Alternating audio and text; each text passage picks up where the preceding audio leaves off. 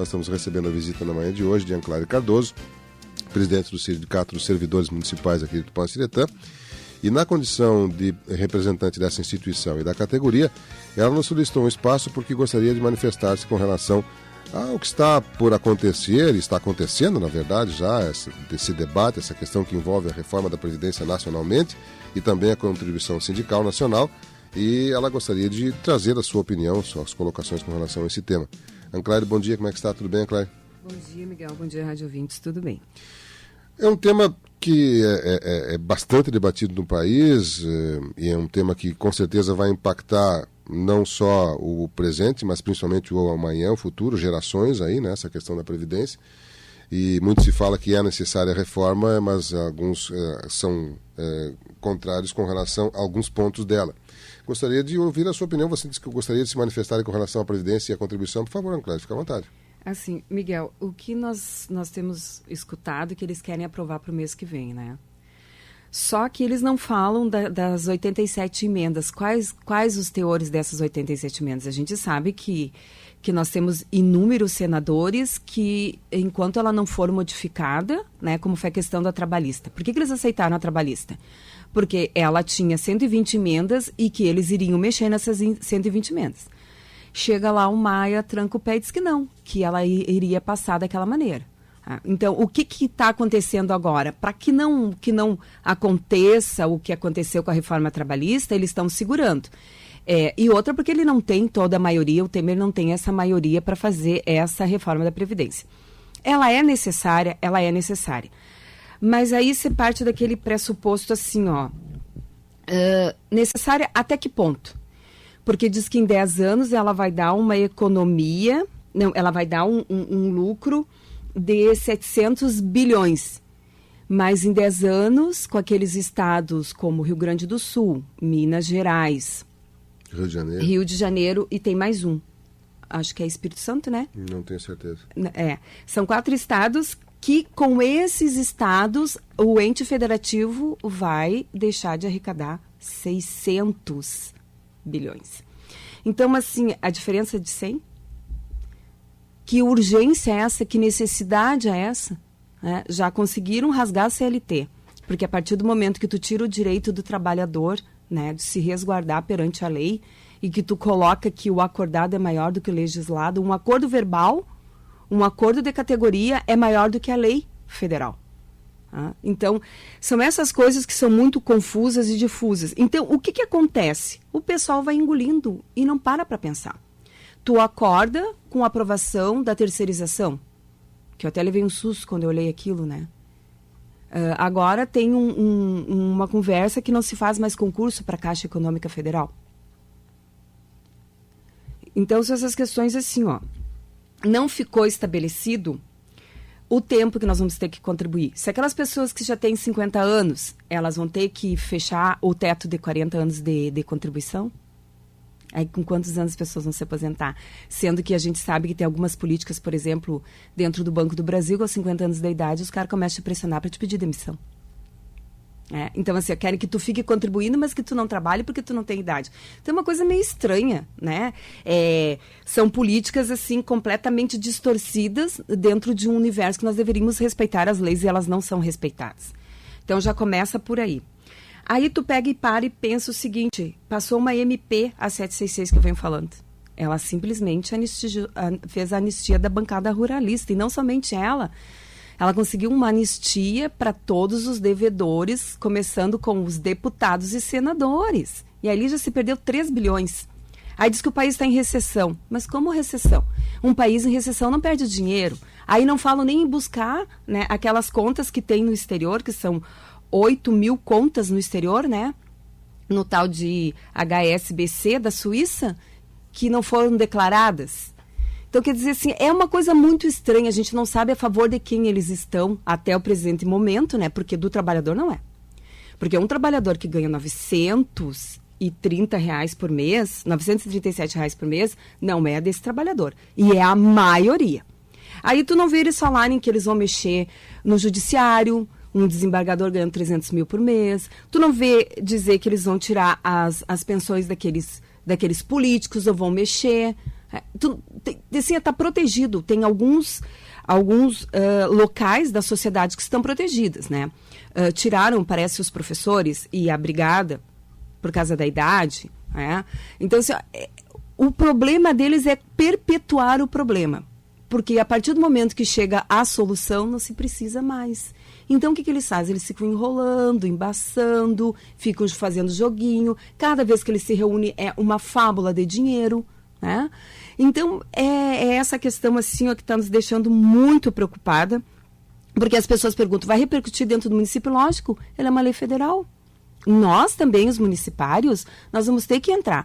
Mas tu tem um regime jurídico único, mas dentro daquele regime tu tem que te adequar a uma lei maior.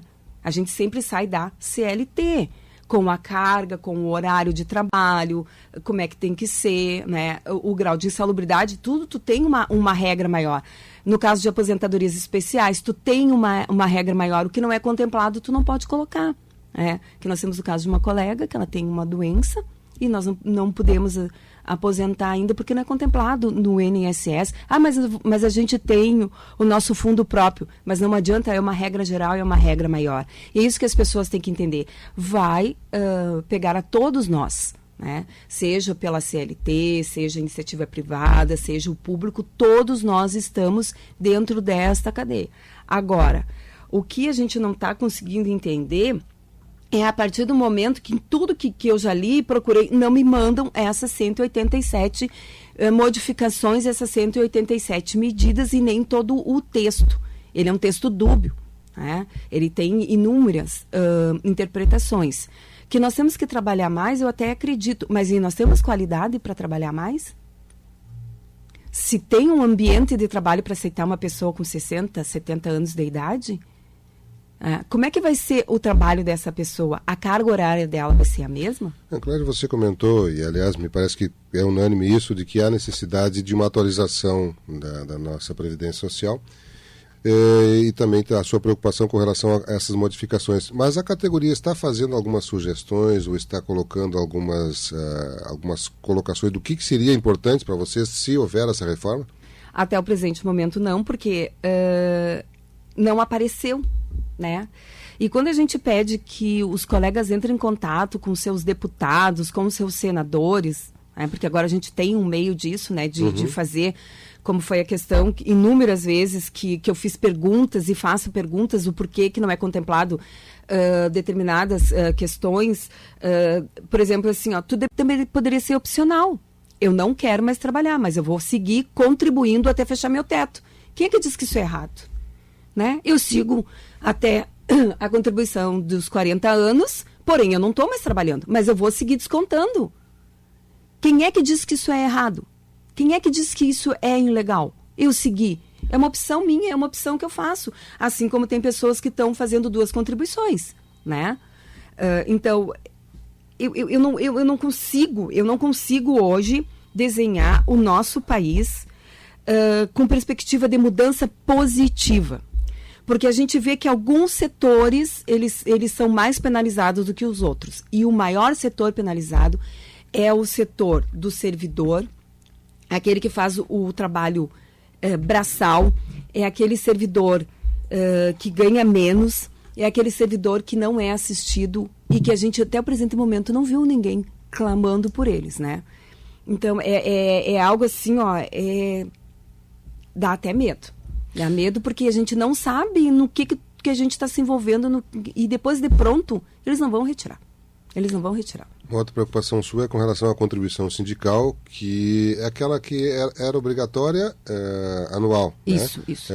Já está definido ela? Sim. Eu dei graças a Deus, né, Miguel? Eu dei graças a Deus porque assim, começou uma conversa em cima de quem é sindicalista, né, das federações e das confederações, quem é CUT, quem é pelego, quem se vende, quem enriquece, toda aquela questão. Eu achei o máximo tirarem.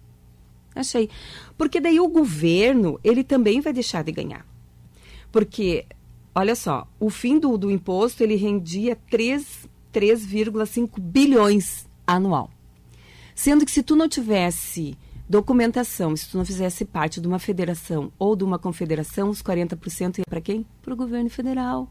via Ministério do Trabalho, né? Então, o governo também está deixando de arrecadar, ele está deixando de ganhar. A partir do momento que ele coloca nas mãos da gente, porque vai ser uma medida provisória a partir de novembro, tá? Ele vai ser extinguido. Que você coloca, você nos deixa para que a gente sente com a categoria e possa ver como é que nós vamos proceder daqui para frente, né? Eu achei maravilhoso que o governo vai mais meter a mão no nosso dinheiro, no nosso dia de trabalho. Porque a grande maioria ficava com eles, né? O 40% quando não se tinha. E quando não se tinha sindicatos nas cidades, ia o 100% geral para eles. Só que isso eles não contam, né? Eles não contam. Aí eles vêm bater em cima do imposto sindical, que é uma vergonha. Só que as pessoas estão esquecendo que tem uma coisa chamada fundo partidário, que está para ser aprovado 18 bilhões.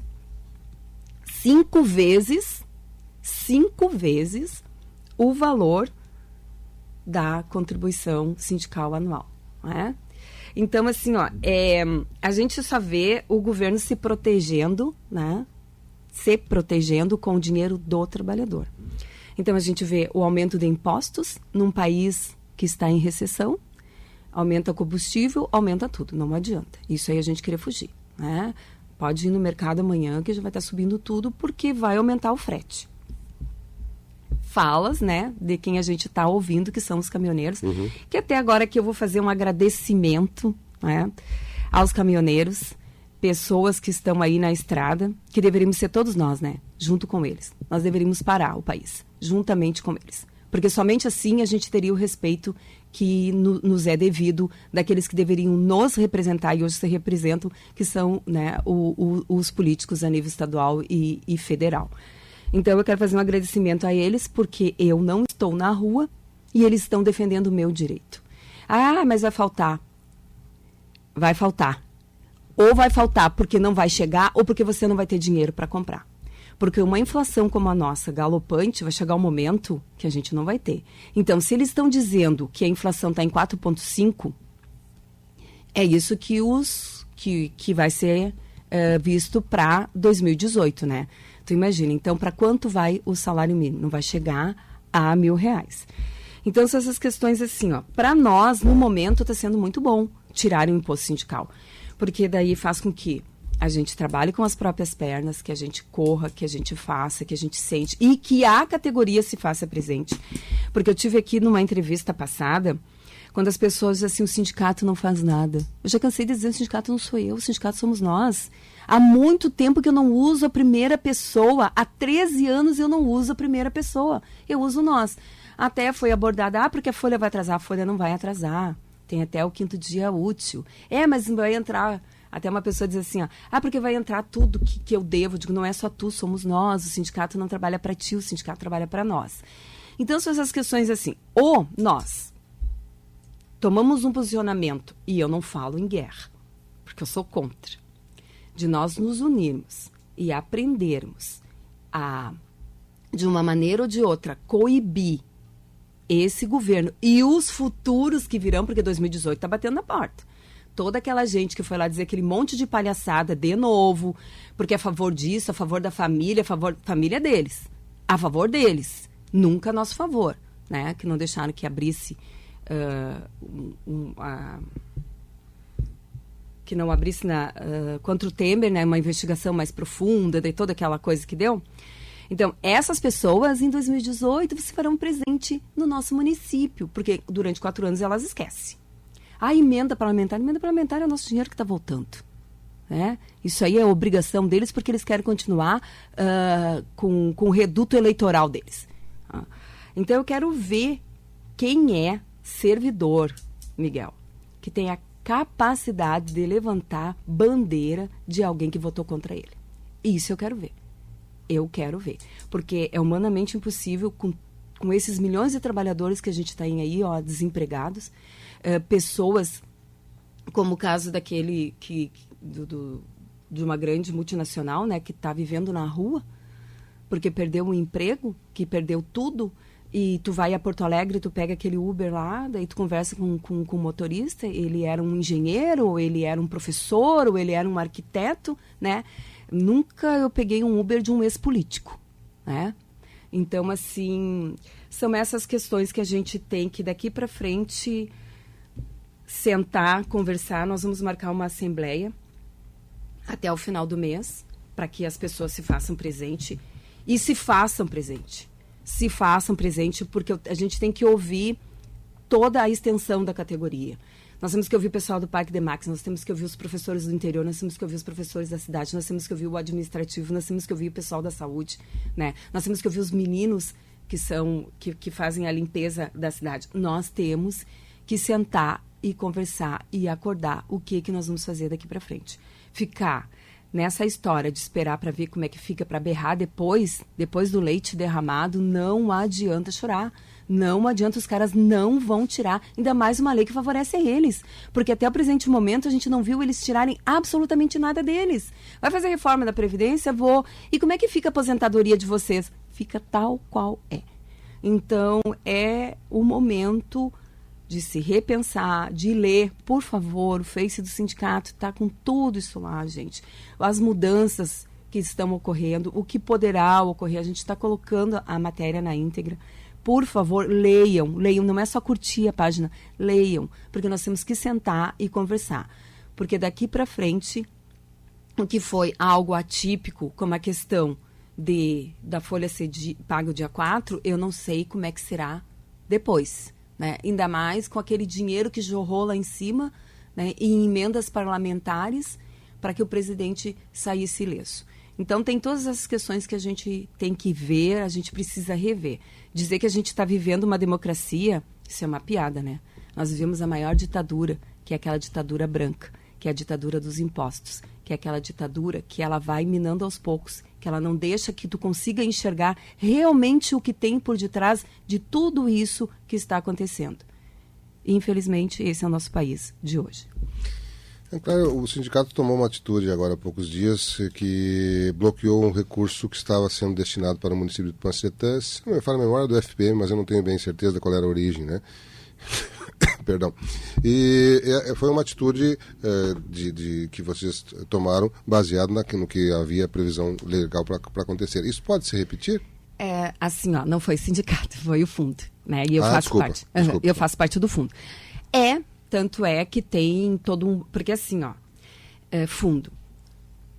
Como que você vai fazer algo, você vai acordar algo se você futuramente pretende descumprir o acordado, né? Por exemplo, Miguel, eu tenho que te pagar o patronal, né?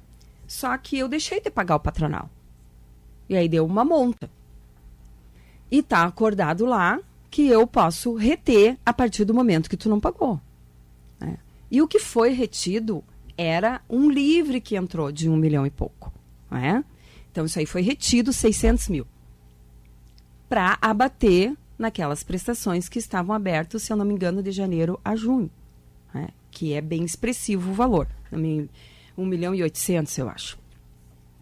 Para que não ocorresse como em 2013, né? Que foi, aliás, 2016, que foi aquela monta daquele valor de 13 milhões, né? Que se foi feito o parcelamento. Que agora vamos fazer um parcelamento em 220 meses. Beleza, não tem problema nenhum, desde que cumpra. Desde que cumpra. E para te ver, Miguel, como a questão é assim, ó. É dentro da lei, a lei te permite, senão tu jamais poderia fazer, né? Então, ninguém está fazendo nada fora da lei. O que a gente espera que o ente faça? Que ele pague. E o que a gente espera que o fundo faça? Que ele cobre, que ele fiscalize quando não acontece. Bom, para nossa surpresa, tivemos uma reunião sexta-feira passada e nós conseguimos, no mês que passou, 700 mil reais em um mês de lucro. Para te ver como nosso país vive da especulação. Por um lado, o trabalhador sendo, né, massacrado e, por outro lado, uma taxa de juro astronômica, né, que faz com que tu, com 41 milhões, ganhe 700 milhões no mês, né? Isso é um dinheiro aplicado. Bom, eu não vou entrar nessa questão do fundo, porque até tem a presidente, né? Estaria passando, a Alia estaria passando por cima dela, mas só para deixar assim esclarecido. Não foi feito nada que a lei não permitisse. E a nossa obrigação como colega é a gente ver o futuro, o nosso futuro, né? Porque daí tem todo assim, ó, tem toda uma questão de cálculos, isso e aquilo, né? Que esperneia, mas no fim vai ter que pagar. Infelizmente, nós temos uma alíquota suplementar. Aí diz assim, mas vou botar no INSS. Acha, Miguel, que o INSS vai dar? Vai deixar?